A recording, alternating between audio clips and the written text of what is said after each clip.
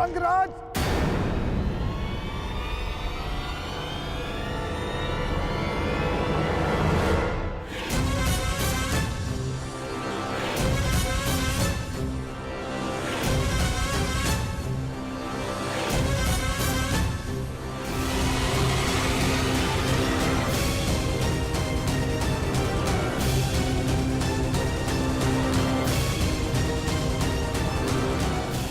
रक्षा करो अंगराज, रक्षा करो। मैं आपका सारथी हूं, मेरी रक्षा करना आपका कर्तव्य है अंगराज। रक्षा करो अंगराज, ये सर्प मेरे प्राण ले लेगा अंगराज। अंगराज सहायता करो अंगराज, अंगराज, अंगराज।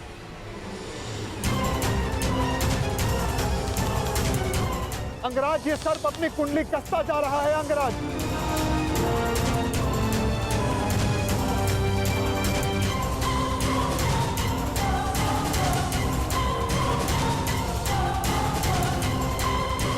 अंगराज सहायता।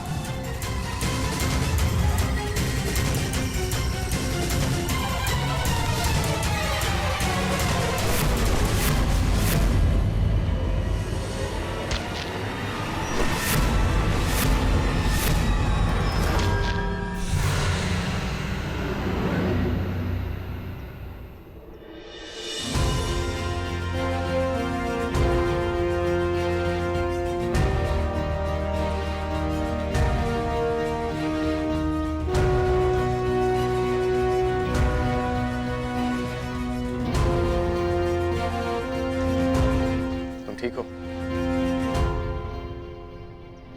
तो चलें। जलधारा के जीवों को नहीं मारा, परंतु इस सर्प का वध कर दिया। क्यों? तुम जीवित रहना नहीं चाहते क्या? निस्संदेह, परंतु वो सर्प भी जीवित रहना चाहता होगा अंगराज। मेरा तात्पर्य ये है, अभी कुछ ही देर पहले रक्तपात से बचने वाले, शांति और अहिंसा का समर्थक होने वाले अंगराज ने इस समय भिन्न व्यवहार क्यों किया? क्यों उस सर्प का वध कर दिया? क्यों अशांति की? क्योंकि परिस्थितियां भिन्न थीं। हाँ, मैंने उस सर्प को मारा क्योंकि उसने तुम पर आक्रमण किया। शांति भंग उस सर्प ने की, मैंने नहीं।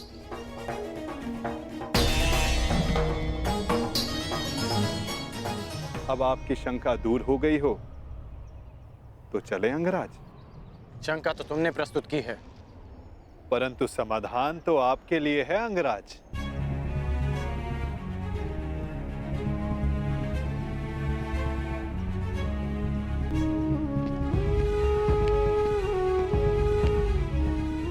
वास्तविक शांति और मिथ्या शांति में अंतर कर पाने की योग्यता, दृष्टिगत से परे देख सकने की क्षमता जो तुम में है, वो हर मनुष्य में नहीं होती।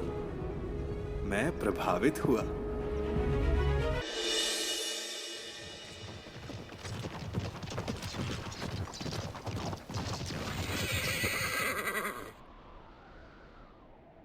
ये अचानक रथ क्यों रोक दिया?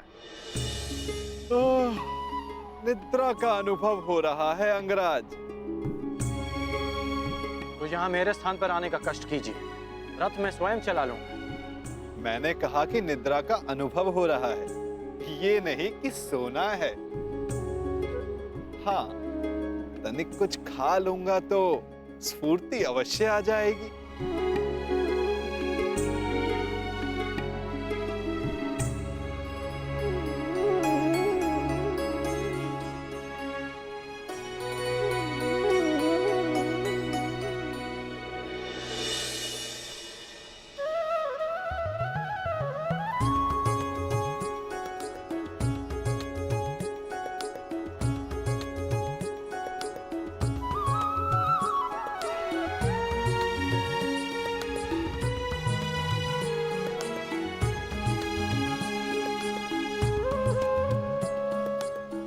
ये पात्र कहां से आ गया?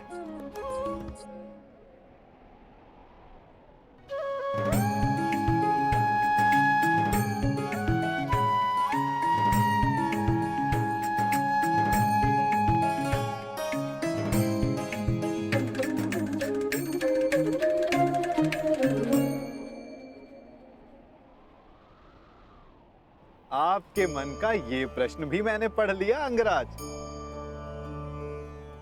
यात्रा कितनी लंबी होने वाली है ये यात्री कहाँ जानता है। इसीलिए ऐसे समय के लिए ये माखन मैं हमेशा अपने साथ रखता हूँ। ये मुझे ऊर्जा और स्फूर्ति देता है और साथ साथ मन भी सचेत रखता है। खाओगे? खा लो। ठीक है, तुम इतना कह रहे हो तो खा लेता।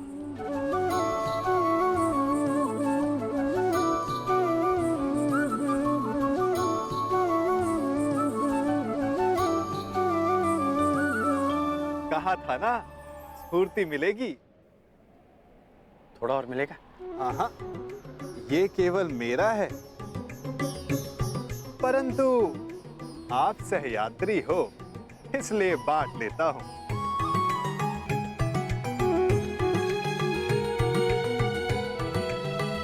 कभी सुना है आपने कि माखन और दूध में शत्रुता हुई है? इस बात का क्या तात्पर्य है मैं समझा नहीं। क्या पूछना चाहते हो? यही कि वासुदेव कृष्ण से युद्ध करने क्यों जा रहे हो? यही कि वासुदेव कृष्ण से युद्ध करने क्यों जा रहे हो? जबकि समान गुण वालों को मित्र होना चाहिए। अच्छा, हम दोनों में क्या समानता है बताओ?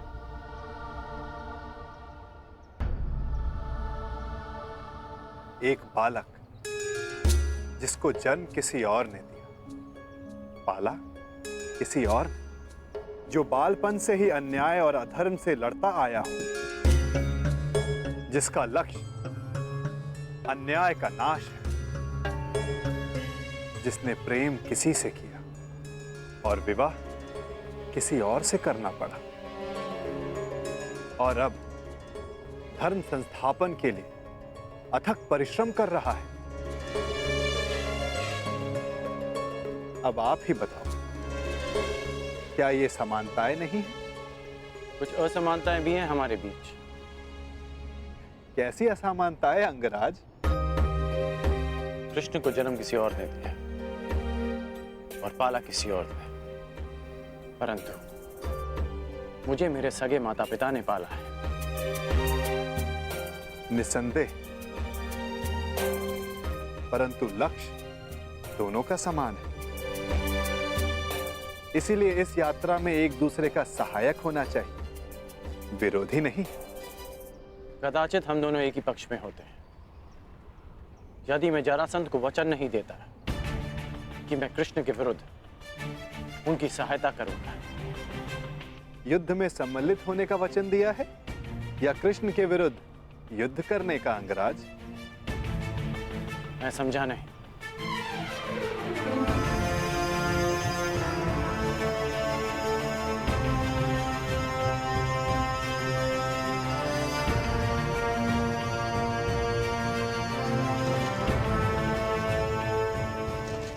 जिस प्रकार आंगन में बीज बोने से पहले यह जान लेना चाहिए कि उससे फल मिलेगा या कांटे, उसी भांति वचन देने से पहले सावधान रहना चाहिए। वचन ऐसा अश्व है जिसे समझ की रस्सी से ना बांधा जाए तो अनियंत्रित होकर अपने सवार को हानि पहुंचा सकता है। क्या आप जानते थे कि जरासंध वचन में आपसे कृष्ण के विरुद्ध युद्ध करने की मांग रखेंगे?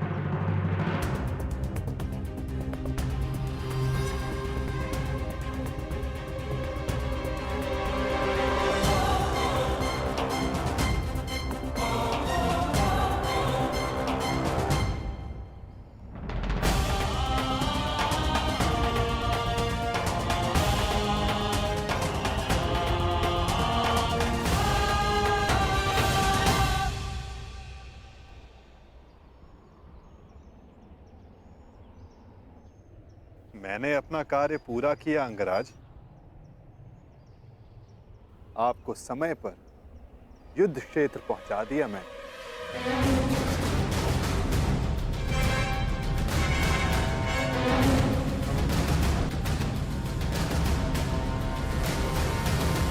आवश्यक भी था,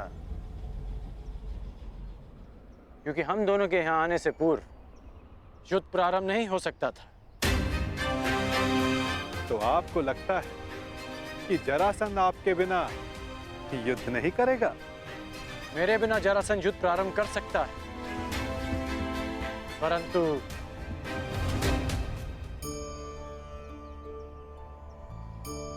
परंतु क्या?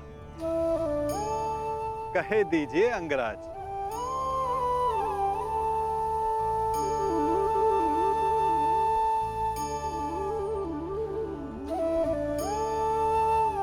कहने की आवश्यकता नहीं,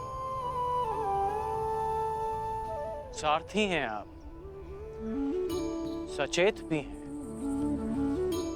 तो अपने रथी का मन पढ़ लीजिए। सारथी का कार्य पूर्ण हुआ, परंतु रथी की तीसरी परीक्षा अभी शेष है।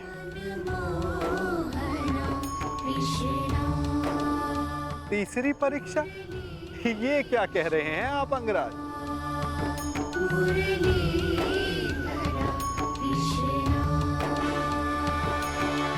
वही जो आप ना समझने का अभिनय कर रहे हैं।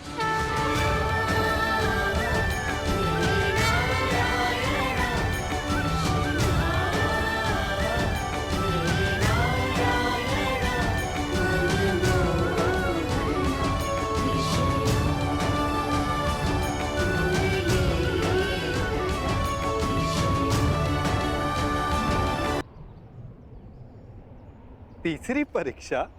ये आप क्या कह रहे हैं अंगराज?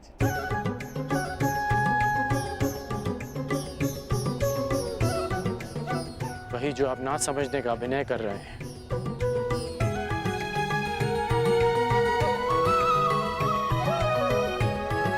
मेरे गुरु परशुराम ने मुझे मानव के त्रिगुण व्यवहार को समझने का ज्ञान दिया है।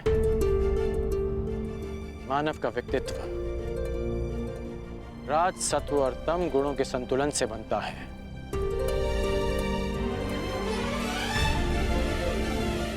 कहते जाओ अंगराज, मैं सुन रहा हूं। रजगुण मनुष्य को स्वार्थी बनाता है। इसके प्रभाव में मनुष्य अपनी सुविधा के लिए दूसरों को कष्ट देता है। इसलिए मेरी पहली परीक्षा में लक्ष्य प्राप्त करने के लिए मुझे जल जीवों का नाश करना था। परंतु तुम रजगुण के प्रभाव को संतुलित करने में समर्थ रहे। और दूसरा गुण है सत्व गुण, जो मनुष्य को पवित्र बनाता है। उसमें दया, प्रेम जैसे गुणों का संचार करता है। परंतु उस पर नियंत्रण ना रखा जाए तो ये भले बुरे में अंतर करने की मति हर लेता है। मनुष्य को हर ओर अच्छाई दिखती है, वो आभासी शांति को सत्य समझ लेता है और बुराई का अंत नहीं कर पाता। हाँ, परंतु तुमने सत्वगुण को भी नियंत्रण में रखा। आभासी शांति का आवरण भेद दिया। मेरे प्राणों की रक्षा के लिए तुमने उस सर्प का वध किया। हाँ,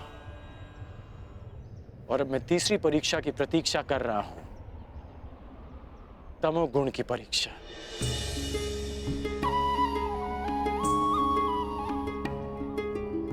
उत्तम, परंतु ये किसने कहा कि तम गुण की परीक्षा अभी चल नहीं रही है?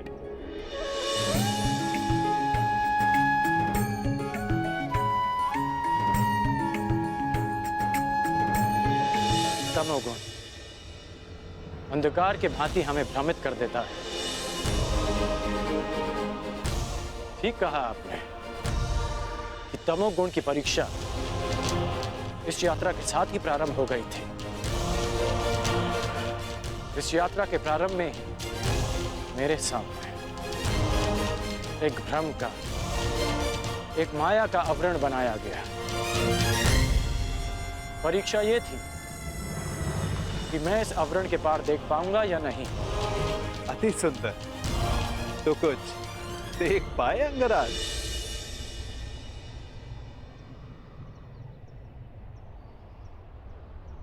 सबसे पहले इस नाटक के सूत्रधार को देखा, नटवर को देखा,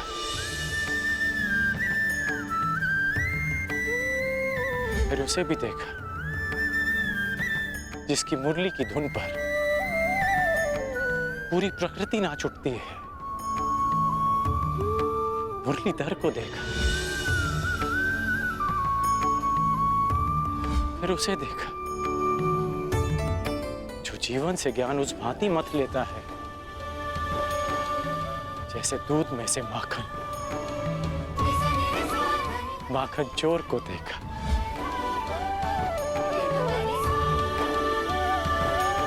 और फिर उसे देखा जिसके ये सब रूप हैं।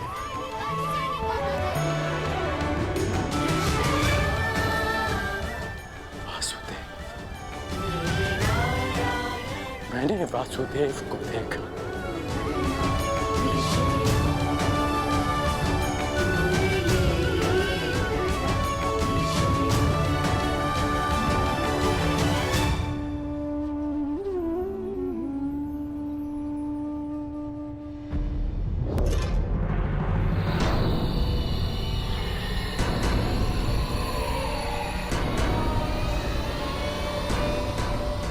महाराज, यहाँ ना कोई सेना है ना वासुदेव।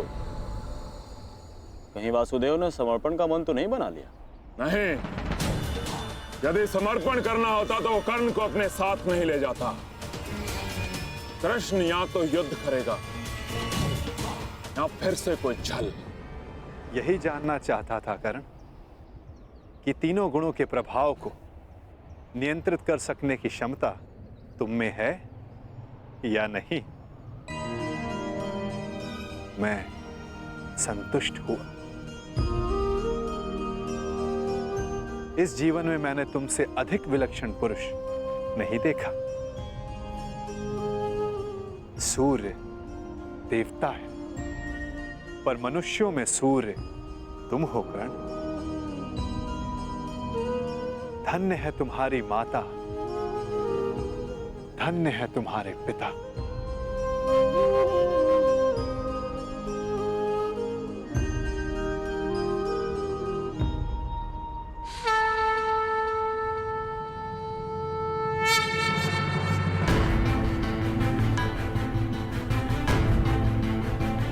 युद्ध की पुकार आ गई है कर्ण। मुझे जाना होगा। युद्ध में सम्मिलित होने का वचन तुम पूरा कर चुके हो। अब यह तुम्हारा निर्णय है कि तुम मुझसे युद्ध करोगे या मेरे पक्ष में रहोगे। जो भी निर्णय लेना सोच समझ कर लेना कर, क्योंकि आज का लिया गया निर्णय भविष्य का निर्धारण करेगा।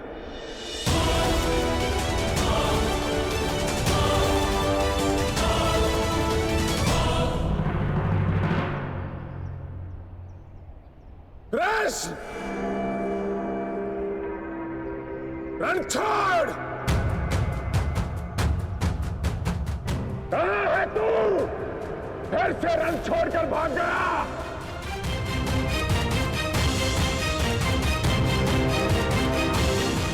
देख रहे हो, सबके समक्ष खड़ा हूं मैं, फिर भी सब मुझे ढूंढ रहे हैं, पुकार रहे हैं।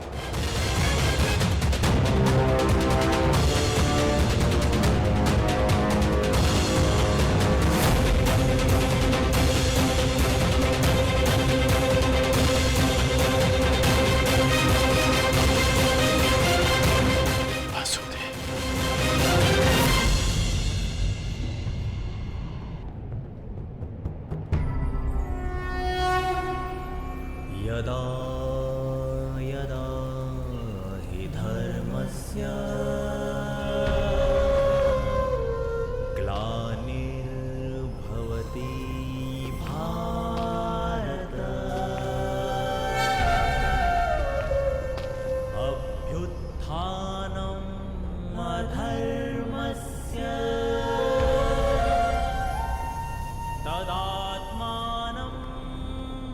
सृजाम्यहम्